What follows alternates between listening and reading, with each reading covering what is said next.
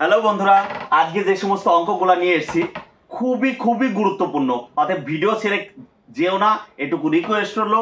কারণ এই অঙ্কগুলো পরীক্ষায় খুব আসার মতো, ঠিক আছে?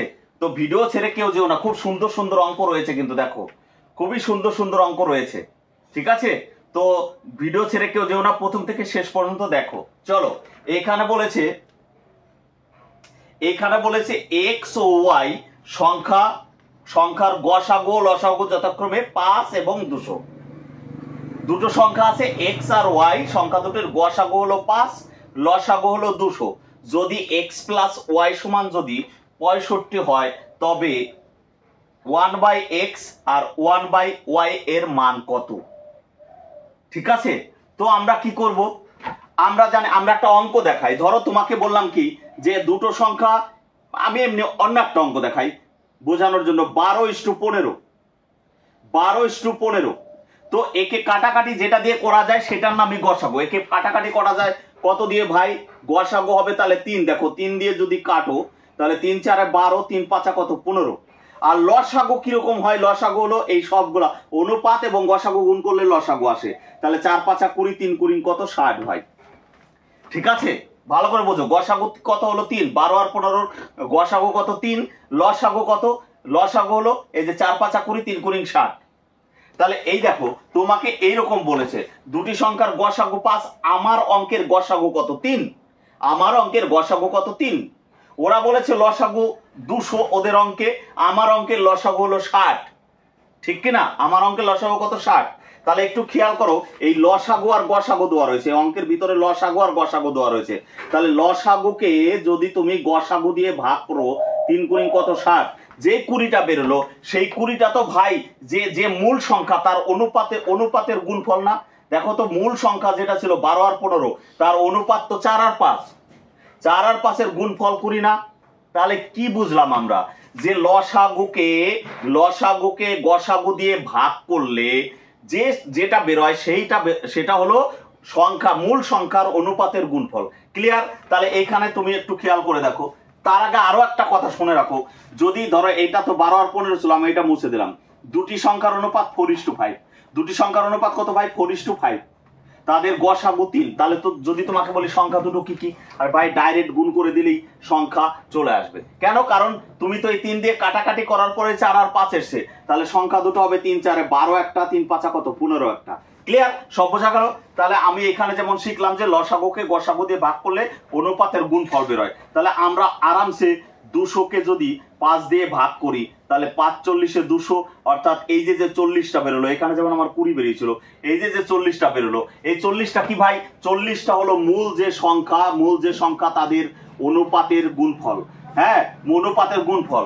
তা 40কে কিভাবে ভাঙা যায়? 40কে তুমি বলতে পারো যে দাদা 20x2 হতে পারে, 20x2 হতে পারে না। 20x2 হতে পারে না। কেন হতে পারে না? কারণ হলো এটা তো কাটাকাটি যায়। তুমি এমন ভাবে ভাঙবে যেন আর কাটাকাটি না যায়। ঠিক আছে? তো 4 10 তো 40 হয়, তো 4কে আর 10কে তো কাটাকাটি যায়, কোনোভাবেই যেন কাটাকাটি না যায়। তাহলে আর কি ভাঙা যায়? 40কে তুমি বলতে পারো যে দাদা 5 আর 8 40 হয়, 5 আর 8। তাহলে দেখো এটাকে কিন্তু কাটাকাটি যায় না, এটাকে কিন্তু কাটাকাটি যায় না। বোঝা গেছে? তাহলে সংখ্যা দুটো কি কি হতে পারে? সংখ্যা দুটো হতে পারে 5 5 25 আর 5 কত 40। একটা সংখ্যা 25, একটা সংখ্যা কত 40। বুঝাতে পারলাম? এই যে গসাগু দিয়ে তো তোমাকে অনুপাত গুণ, এই জায়গায় দেখো তো গসাগু দিয়ে অনুপাতকে গুণ করলে দেখো সংখ্যা চলে এসছে। ঠিক একইভাবে আমার অনুপাতকে যদি আমি গসাগু দিয়ে গুণ করি সংখ্যা চলে আসবে। তাহলে তোমাকে বলেছে 1/x আর 1/y এর মান কত? তাহলে 1 এর 25 যোগ কত ভাই? 1 এর 40। ঠিক তো? 1 এর 25 আর 1 এর 40, এটা হলো যোগফল। তাহলে এখানে আমরা কত করব? লসাগু তুমি 400 করে দাও, ঠিক আছে? না 200 করে দাও। লসাগু কত করে দাও? 200। 25 আর 40 এর লসাগু কত? 200। তাহলে এখানে কবার যাবে দেখো, এখানে কত 25 এ 200, কত 25 এ 200 দেখো ভাগ করো। 4 25 হয়, 8 25 এ 200 হয়। তাহলে এখানে হবে 8 1 8 যোগ এখানে কত হবে ভাই? 5 40 এ 200।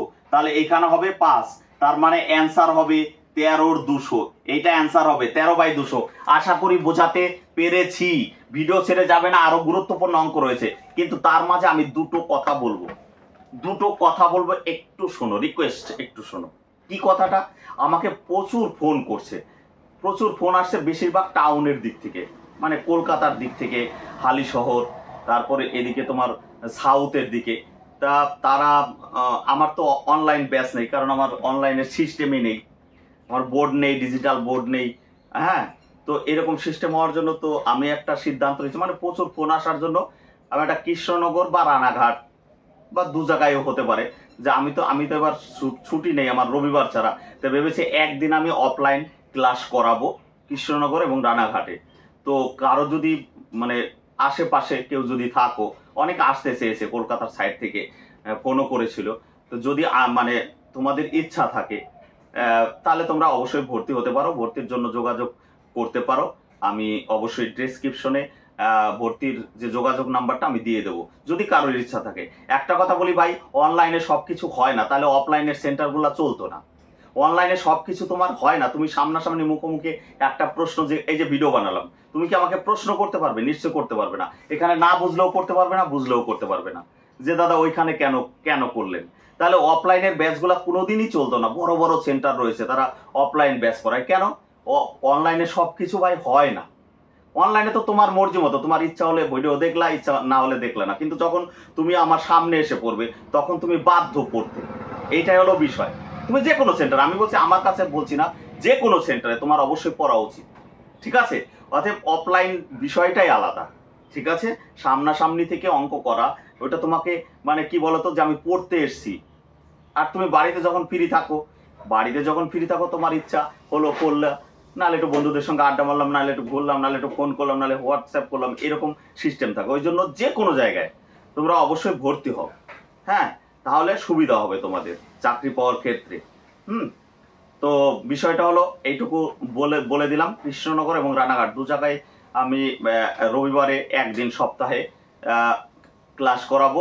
যদি কারো ভর্তি হওয়ার ইচ্ছা থাকে, যাদের কাছাকাছি লোকেশনগুলো রয়েছে, তো ভর্তি হতে পারো। আমি যোগাযোগ নাম্বার ডেসক্রিপশনে দিয়ে দেব, ঠিক আছে? চলো আমরা নেক্সট অঙ্কে যাব।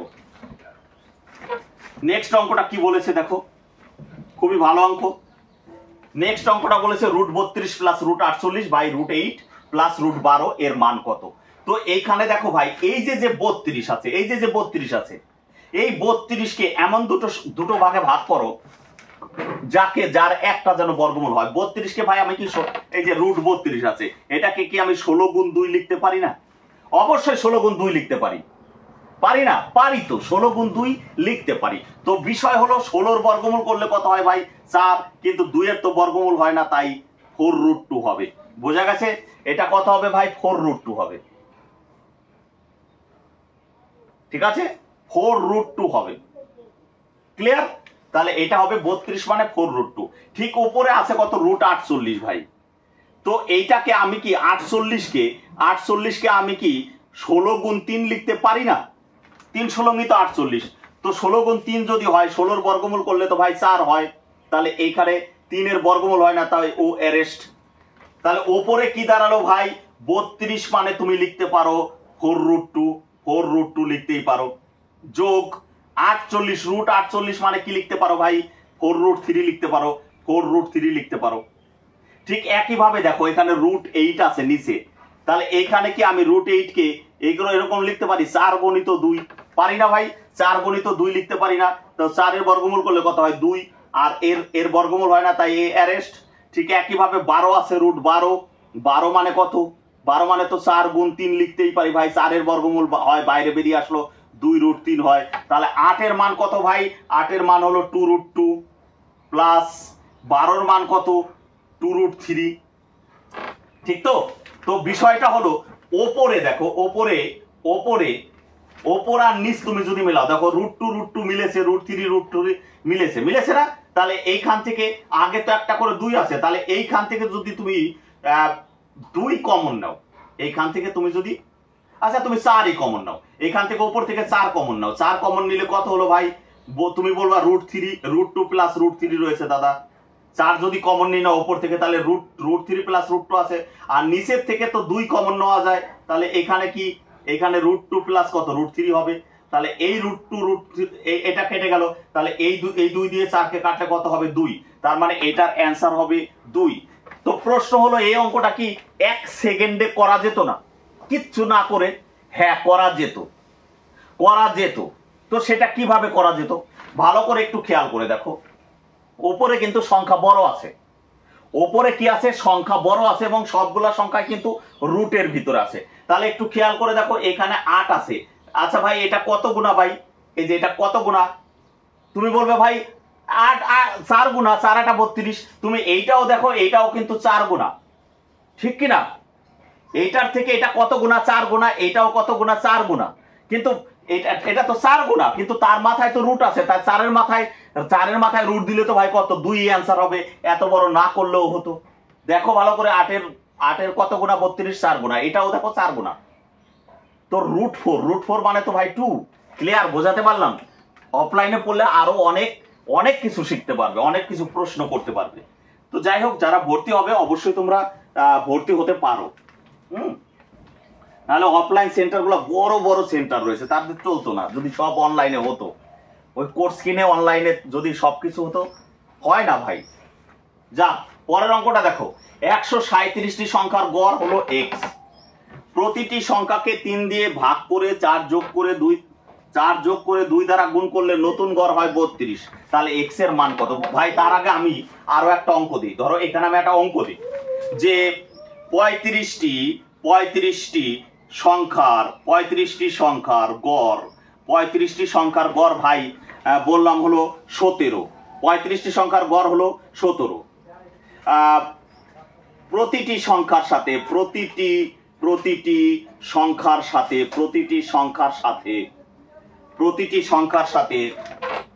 3 যোগ করে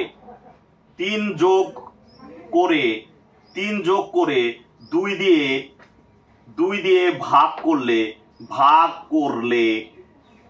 নতুন গড় কত হবে? ঠিক আছে? তো এইরকম অঙ্ক কিন্তু পরীক্ষায় খুব আসে যে 35টি সংখ্যার গড় 17, প্রতিটি সংখ্যার সাথে 3 যোগ করে 2 দিয়ে ভাগ করলে নতুন গড় কত হবে। তো এরকম অঙ্ক থাকলে তোমরা কি করবে? ওরা যেভাবে ডিরেকশন দিয়েছে সেইভাবে তুমি শুধু চলে যাবে, আর কোনো কাজ নেই। আরে ভাই এই 35-এর কোনো কাজ নাই, 35টা সংখ্যা, গড় কত? 17। তা এবার বলেছি কি প্রতিটি সংখ্যার সাথে কি 3 যোগ করতে বলেছে, তাহলে 17 আর 3 কত? 20। তো এই যে 3 যোগ করতে বলেছে, 17 আর 3 কত? 20। এবার কি বলছে? যোগ করার পরে আবার 2 দিয়ে ভাগ করতে বলেছে। তা তোমার তো যোগ করে 20 হয়েছিল, তাকে 2 দিয়ে ভাগ করলে কত হবে? 10 হবে না? তাহলে নতুন গড় কত হবে? 10। বোঝাতে পারলাম? তাহলে এই অঙ্কটা একই আদলে তৈরি। দেখো এইখানে তোমার লাস্টে চেয়েছে নতুন গড় কত হবে। ঠিক আছে? তাহলে তুমি যেইভাবে বলেছে, তোমাকে গুণ করতে বলেছে গুণ করেছো, যোগ করতে বলেছে যোগ করেছো, বিয়োগ করতে বলেছে, মানে যা বলে তাই করবে এই অঙ্কটায়। এখানে বলছে কি যোগ করো, তাই তুমি যোগই তো করেছো। নেক্সট পার্টে যেতে গেলে কি করেছো? যোগ করেছো। তা যোগ করার পরে বলেছো 2 দিয়ে ভাগ করো। আরে ভাই তুমি তো 2 দিয়ে ভাগই করেছো। তাহলে একদম শেষ পর্যন্ত যেতে গিয়ে তুমি কি করেছো? ওরা যে সিস্টেম বলেছে সেই সিস্টেম করেছো। তো বিষয় হলো এই অঙ্কটা তাহলে কি করতে হবে? দেখো এইখানে তো প্রথমেই গড় দেওয়া ছিল, এখানে কিন্তু গড়টা দেওয়া নেই। তোমাকে লাস্টে অ্যান্সার চেয়েছিল নতুন গড় কত, এখানে কিন্তু নতুন গড় দেওয়া আছে। এইটাই হলো ব্যাপার। বিষয় হলো এই অঙ্ক থাকলে তুমি যেইভাবে ডিরেকশন দেওয়া আছে তুমি সেইভাবেই করেছিলে। কিন্তু যদি এইরকম অঙ্ক দেওয়া থাকে, প্রথম অবস্থার গড় যদি চায়, শেষ গড়টা যদি দেওয়া থাকে, তাহলে তুমি এইভাবে যেভাবে সোজাভাবে গিয়েছিলে এখানে তাহলে কিন্তু উল্টো ভাবে যেতে হবে। কি বললাম? উল্টো ভাবে যেতে হবে। তাহলে কিভাবে উল্টো ভাবে যাব? তোমার গড় কত? 32। তার আগে কি বলেছো? 2 দ্বারা গুণ করতে বলেছে। তাহলে তুমি তো পিছন দিকে ব্যাক সাইড থেকে যাচ্ছ। ব্যাক সাইড থেকে গেলে কি হবে? উল্টো কাজ করে যেতে হবে। কি করতে হবে? উল্টো কাজ করে যেতে হবে। এখানে কিন্তু সোজাই কাজ করেছিলে, কারণ লাস্টে গিয়ে অ্যান্সার চেয়েছিল, আর এখানে প্রথমে অ্যান্সার চেয়েছে। তাহলে তোমার উল্টো দিক থেকে উল্টো কাজ করে যেতে হবে। তুমি 32 পেয়েছো কিভাবে ভাই? 2 দ্বারা গুণ করে। তুমি তো 2 দ্বারা গুণ করে পেয়েছো, উল্টো কাজ করো। তাহলে 2 দিয়ে ভাগ করতে হবে, কত হবে ভাই? 2 দিয়ে যদি ভাগ করো কত হবে? 16 হবে। 32 হয়েছে 2 দ্বারা গুণ করার পরে, তাহলে ভাগ করলে কত হবে? 16 হবে। উল্টো কাজ করবে। তাহলে এই 16 কিভাবে পেয়েছো ভাই? 4 যোগ করে। তাহলে 4 বিয়োগ করে দাও, তাহলে কত হবে ভাই? 12 হবে। হ্যাঁ, তাহলে এই 12 আবার কিভাবে পেয়েছো? 3 দিয়ে ভাগ করে। ভাই 3 দিয়ে ভাগ করে পেয়েছো, কিভাবে পেয়েছো 12টা? 3 দিয়ে ভাগ করে পেয়েছো, তাহলে 3 দিয়ে গুণ করে দাও, তাহলে x এর মান কত হবে? 36। বোঝাতে পারলাম কি বললাম? তুমি তো ব্যাক সাইড থেকে করতে গেছো, ব্যাক সাইডে ব্যাক গিয়ার দিলে কি হবে? তাহলে তো গাড়ি পিছনের দিকেই যাবে, উল্টো সাইড, উল্টো দিকে যাবে না, গাড়ির চাকা উল্টো দিকে ঘুরবে না। আর তুমি যদি টপ মানে সামনের গিয়ার দাও, তাহলে তো গাড়ি সামনের দিকে, যেটা যেটা রুলস সেটাই যাবে। তা তুমি যদি ব্যাকে যাও, ওইটা তো ব্যাকে যাওয়ার তো নিয়ম না, ওইটা তো মানে কোনো জায়গায় ঘোরাতে গেলে তোমাকে করতে হয়, তা ব্যাকে গেলে উল্টো কাজই করতে হবে। তোমার নতুন ঘর যদি 32 হয়, ভাই আগে কিভাবে গেছিল? 2 দ্বারা গুণ করে। তা তুমি গুণ করে গিয়েছিলে, তাহলে ভাগ করে দাও। 32 কে 2 দিয়ে ভাগ করলে কত হয়? 16। তাই 16 কিভাবে গেছে? 4 যোগ করে। তা 4 বিয়োগ করলে কত হয়? 12। এই 12 কিভাবে এসছো? 3 দিয়ে ভাগ করে। তাহলে 3 দিয়ে গুণ করে দাও, তাহলে আগেরটা পাওয়া যাবে। তাহলে সংখ্যাটা কত? গড়টা কত? প্রাথমিক গড় 36। বোঝা গেছে? x এর মান 36। তো এর পরের অঙ্ক, পরবর্তী অঙ্ক। তার আগে আরো একটা কথা বলি, অঙ্কের কোনো জাত হয় না যে এটা এই পরীক্ষার জন্য, ওইটা ওই পরীক্ষার জন্য। অনেকেই প্রশ্ন করো যে স্যার জিটির জন্য অঙ্ক করান, স্যার ডব্লিউবিপির জন্য অঙ্ক করান, স্যার ক্লার্কের জন্য অঙ্ক করান। এইভাবে অঙ্ক হয় না ভাই, অঙ্ক সব একই, হয়তো তোমার ভাষাগত একটু চেঞ্জ থাকতে পারে। অঙ্কের কোনো জাত হয় না ওইরকম যে এটা ডব্লিউবিপির জন্যই তৈরি হয়েছে, আর কোথাও দেবে না, এটা স্টাফ সিলেকশনের জন্য তৈরি হয়েছে, আর কোথাও দেবে না, এরকম না। তোমরা এটা ভুল ভাবছো, ঠিক আছে? চলো নেক্সট অঙ্ক। এখানে বলছে √x + √3 = 48 হলে x এর মান কত? ঠিক আছে, দেখো কি করতে হবে। তাহলে এখানে √x লিখলাম, প্লাস এখানে √3, এর তো কোনো কাজ নাই, কিছু করতে পারলাম না। √3 দেখো এইখানে এই 48 আছে, 48 হলো রুটের ভিতরে আছে। তাহলে এইটাকে আমি কত লিখতে পারি? একটু আগে করলাম, 16 গুণ 3 লিখতে পারি না ভাই? 16 গুণ 3 লিখতে পারি কিনা? অবশ্যই তুমি বলবে পারি। তাহলে 16 বর্গমূল করলে কত হয়? 4 বেরিয়ে আসবে, আর 3 অ্যারেস্ট হয়ে যাবে। তাহলে এটাকে আমি কি লিখতে পারি? 4√3 লিখতে পারি না? 4√3 তো লিখতেই পারি, 48 মানে তো 4√3। তো বিষয় হলো, এখন হলো √x সমান কি? 4√3। তো এই পাশে রয়েছে, এইটা এই পাশে নিয়ে গেলাম, তাহলে কি হলো? এখানে √3 বিয়োগ হয়ে গেল। তার মানে √x এর মান হবে, আচ্ছা 4টে √3 থেকে, এখানে কিছু নাই মানে 1 আছে, 4টে √3 থেকে যদি তুমি একটা √3 বাদ দাও, 4টে √3 থেকে একটা √3 বাদ দিলে 3√3 হবে। 3 কত হবে? 3 হবে, ঠিক আছে? 3√3 হবে, 3√3 হবে। তো বিষয় হলো, এবার তোমাকে তো √x এর মান বের করতে বলেনি, তোমাকে বলেছে x এর মান বের করতে। তা তোমার যেটা বেরিয়েছে সেটা তো কি? √x এর মান। তো রুটকে তাড়াতে গেলে এই পাশে তুমি একটা স্কোয়ার দেবে। তাহলে এই ভদ্রলোক তো রাগ হবে, তুমি একে দিলা আমাকে দিলা না, আমরা আবার সমান সমান। তো দরকার নাই, কোনো রাগের ব্যাপার নাই, ওকেও মাথায় স্কোয়ার দিয়ে দাও। তাহলে এই দেখো, আমরা কি করব? আমরা জানি যে রুট উঠে যায়, স্কোয়ার দিলে রুট উঠে যায়, তাহলে √x এর স্কোয়ার মানে কত? খালি x হবে। বোঝা গেছে? আর এই পাশে কত হবে ভাই? এইখানে দেখো, এইখানে 3 তো বাইরে রয়েছে, রুটের বাইরে, তাহলে 3 3 কত? 9 হবে ভাই। আর আমি কি বলেছিলাম যে রুটের ভিতরে কিছু থাকলে, স্কোয়ার থাকলে উঠে যায়। এখানে যেমন দেখো খালি x আছে, তাহলে এটা কত হবে? খালি 3 হবে। তার মানে x এর মান হবে কত? 27। বোঝা গেছে? x এর মান 27। বুঝাতে পারলাম না? আরামসে বুঝেছো, একটু দেখে নিও, বুঝতে পারবে। অফলাইন ক্লাসটা করো যারা কাছাকাছি, অনেক উন্নতি করতে পারবে, ঠিক আছে? আর আমার বাড়ি অনেকটা দূর, কৃষ্ণনগর মানে 60 কিলোমিটার আমাকে বাসে যেতে হবে, রানাঘাট মানে আমাকে প্রায় 70-80 কিলোমিটার যেতে হবে। তো সেটাও তো আমার সারাদিন কামাই, আবার বাসে যেতে হবে, সবচেয়ে বড় ব্যাপার। তো অনেক কষ্ট করে যাব, তোমাদের জন্যই যাব। যদি ইচ্ছা হয় অবশ্যই ভর্তি হতে পারো। প্রচুর মানে খাটনির ব্যাপার হয়ে যাবে, কৃষ্ণনগর মানে 60 কিলোমিটার আমার বাসে যেতে হয়, বাসে 2 ঘন্টা লাগে, ট্রেন লাইন নেই আমাদের। চলো নেক্সট অঙ্ক, লাস্ট অঙ্ক। এটা আরো গুরুত্বপূর্ণ অঙ্ক, খুবই ভালো অঙ্ক। অঙ্কটা কি বলেছে? 3 মাথায় 81, 3 মাথায় 81 যোগ 9 মাথায় 40.5, আর হলো 27 মাথায় 27 বলেছে। এর মান কত? তাহলে 3 মাথায় 81 লিখে দিলাম, কি বলবো? 3 মাথায় 81 লিখে দিলাম, যোগ দেখো এই 9 কে এই বাদ দাও, তুমি মাথারটা বাদ দাও। 9 কে কি আমি 3 স্কোয়ার লিখতে পারি? হ্যাঁ অবশ্যই, তো 9 কে তো আমি 3 স্কোয়ার লিখতে পারি, এইটা আমি বাদ রাখলাম আপাতত। 9 কে আমি কি লিখতে পারি? 3 মাথায় স্কোয়ার লিখতে পারি। ভাই এইটাকে বাদ দিলে হবে নাকি, এটা তো আছে, তাহলে এইটাও তো গুণ হয়ে যাবে 40.5। তাহলে বলো তো 45.5-কে 2 দিয়ে গুণ করলে কত হয়? 40 দিয়ে গুণ 80 আর 0.5 মানে 1, 2 দিয়ে গুণ করলে, তার মানে 3-এর মাথায় দেখো এই দুটো গুণ করলে 3-এর মাথায় 81 আসে, আসে না? 3-এর মাথায় 81 আসে না? দেখো তো ভালো করে একটু খেয়াল করে দেখো, 9 মানে 3-এর মাথায় স্কোয়ার, আর এটা এটা এটা গুণ হয়ে গেল, তাহলে এটা গুণ করলে 3-এর মাথায় 81 হয়, তাহলে 3-এর মাথায় কত হবে? এইটাও 81 হবে। ক্লিয়ার? ঠিক একইভাবে দেখো এই 27 মাথা, 27 আপাতত তুমি বন্ধ রাখো। 27 মানে তো ভাই এই 27 মানে কি? 3-এর মাথায় 3 না, 3 × 9 3 নং 27, এটা তো এই 27-এর কাজ হলো। তো তার সাথে আরো মাথায় 27 আছে না, গুণ করে দাও, তাহলে এইটাও তো কি হলো? 3-এর মাথায় 81 না, তাহলে 27-এর মাথায় 27 সোজা, 3-এর মাথায় 81ও তাই। এই ঠিক একইভাবে 9-এর মাথায় 40.5 সোজা, এই যে 9-এর মাথায় 40.5 সোজা, আবার 3-এর মাথায় 81ও কিন্তু তাই। তাহলে এইটা মানে এই যে এটা মানে কি? 3-এর মাথায় 81 লিখতে পারি না, 3-এর মাথায় কত? 81 লিখতে পারি না? পারি তো, পারি তো।